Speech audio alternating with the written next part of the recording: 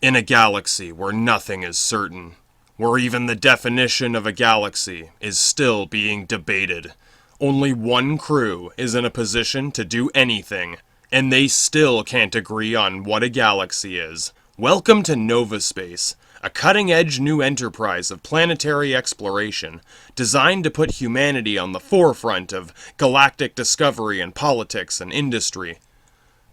Watch as these heroes of the new space age spend more time fighting each other than anything else, and that's only because they still haven't found any actual aliens yet. Even mining asteroids is more than most of these people can handle, so they're going to need a captain who can answer the call of duty. Humanity is going to need a man like they have never seen before. A man who never apologizes for threatening you, or any sort of generic verbal assault, yet still feels obligated to feed his crew once in a while when it's convenient. A man who has nothing to lose. A man who can't even remember what integrity was supposed to mean before leaving Earth. A captain who is always prepared for anything. With their new captain, this team of roughneck space jockeys have finally achieved a basic understanding of astrophysics, and they are going to need every advantage they can get.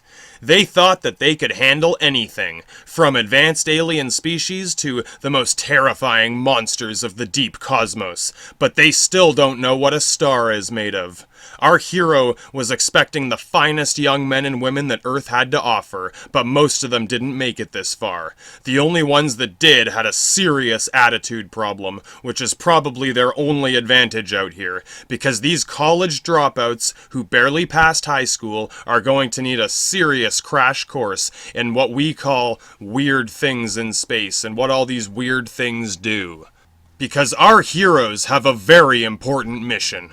In fact, it's so complicated and convoluted that they essentially just forget what they were supposed to do the moment they leave Earth.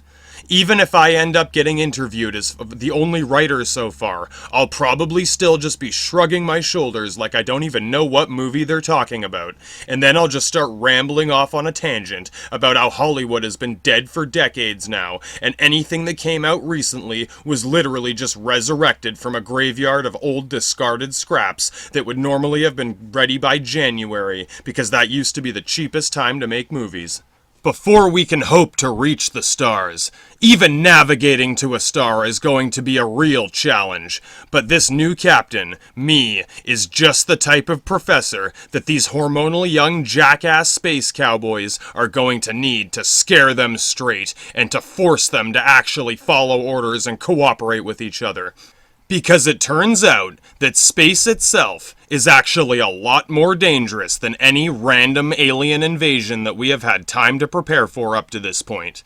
This is one problem that can't be solved with a bunch of lasers, because this crew is so poorly educated that they don't even understand what a laser is, or why it's actually one of the worst weapon designs ever conceived by humanity. Lasers can be a threat to the eyeballs of young children. They have been since the earliest days of electricity, but when it comes to fighting aliens, you'll soon learn that even a rusty old machine gun is better, or some good old-fashioned nuclear missiles is way better than some slow-firing laser that is more similar to a colonial-era musket. Not to mention that generating that much electricity would basically make the entire weapons platform obsolete. That same amount of electricity could easily be used for something much more devastating and practical. Starring one actor who plays every single character in the entire series, this show makes the Nutty Professor looks like a PG-rated farce of medical engineering in comparison.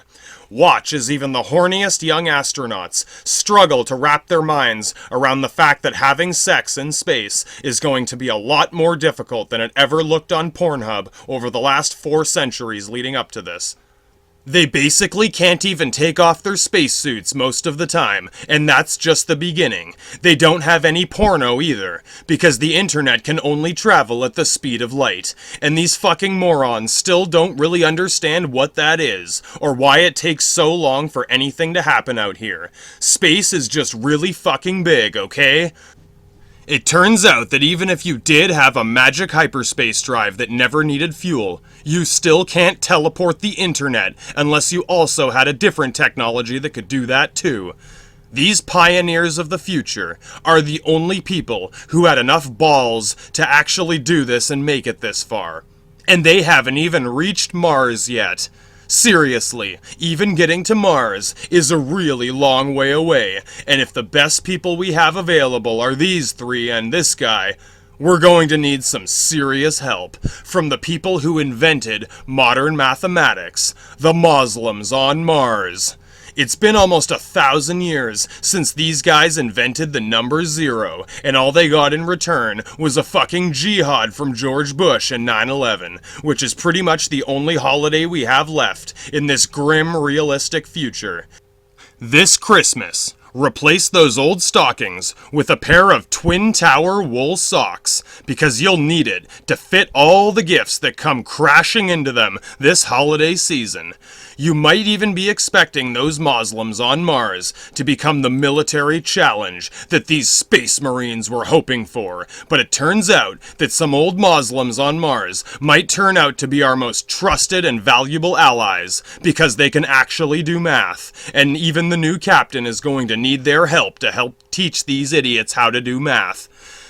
With their help, we might finally unlock the secrets of warp travel, or interplanetary FTL flight systems, or even normal engines that can get us anywhere at any speed.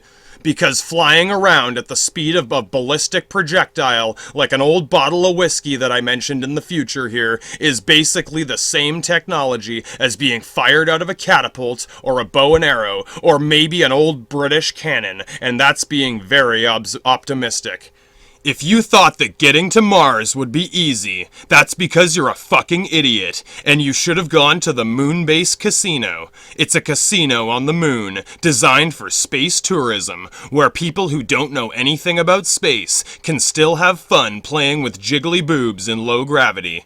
It's as high as the Mile High Club can possibly get, while still technically existing inside of Earth's higher outer orbit, and not risking getting flung off into outer space, where you actually will need to know what space is, otherwise you will be severely fucked. Even if you did out of a hyperdrive, you probably still wouldn't know how to use it. You'd just get way more lost.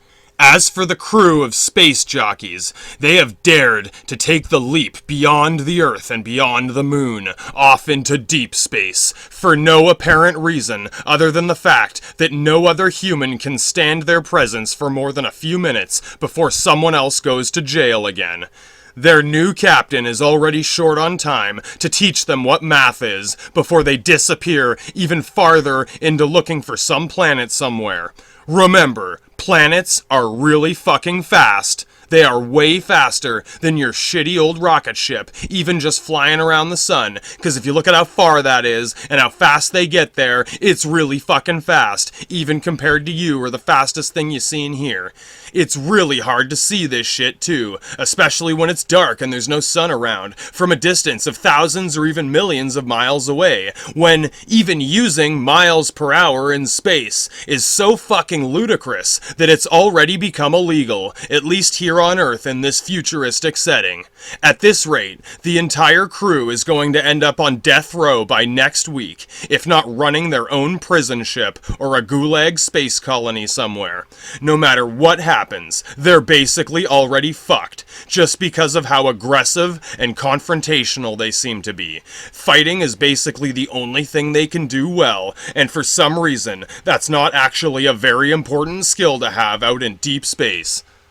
You'll be lucky to find a few tiny microbes out here, at least at these relatively shorter distances within our own solar system, let alone an alien empire that still uses old laser technology like it's the colonial civil war in space all over again.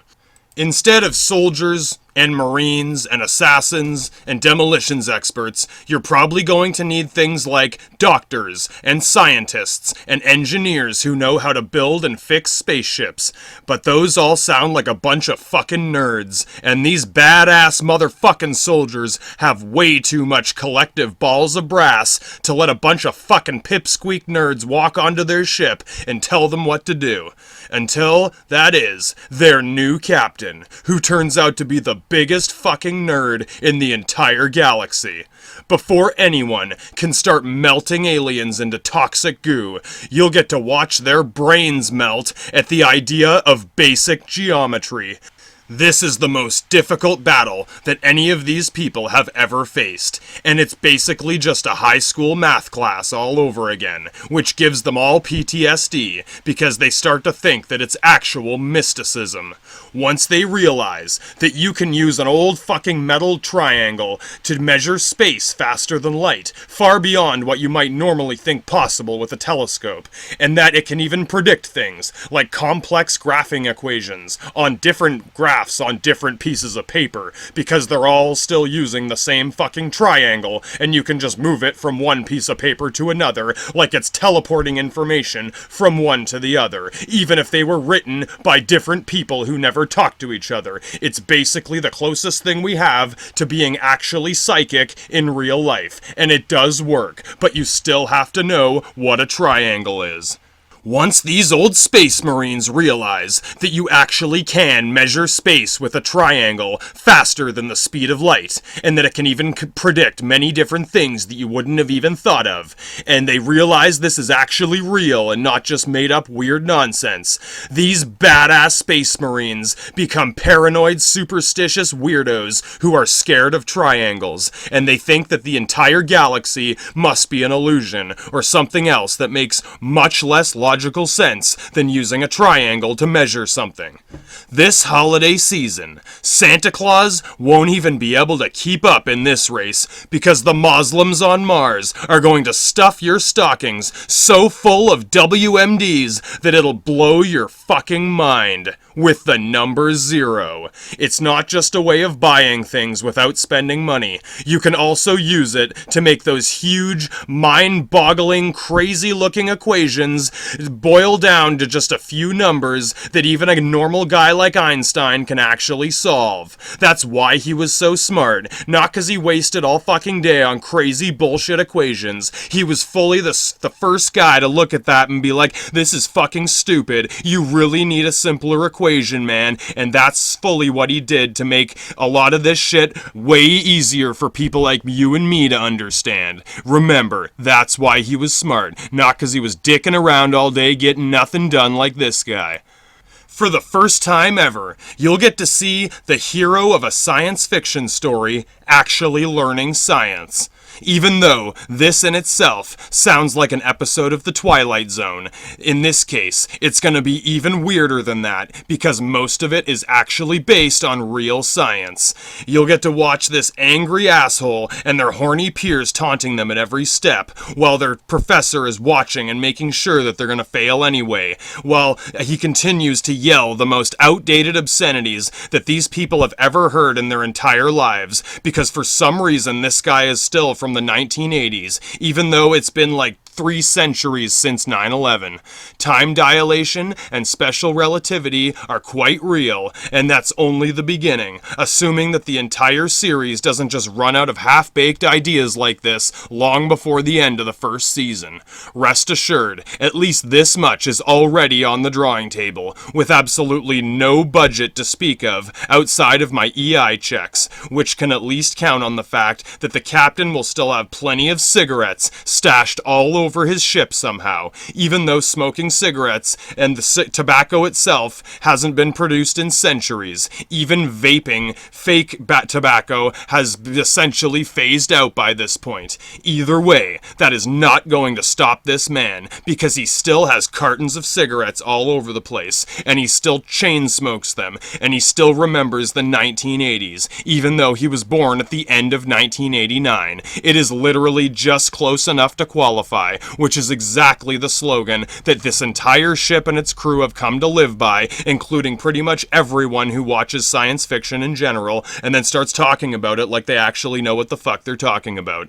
It's almost perfect, which means they might actually live long enough to see some real aliens, man. Stay tuned, because your suggestions might end up being the most groundbreaking new ideas in real-world astronomy compared to anything that these angry space jockeys have even considered yet since they discovered that space was even a thing where people could fight. No matter what happens, there's going to be some Moslims involved, and 9/11 is just around the corner. Again.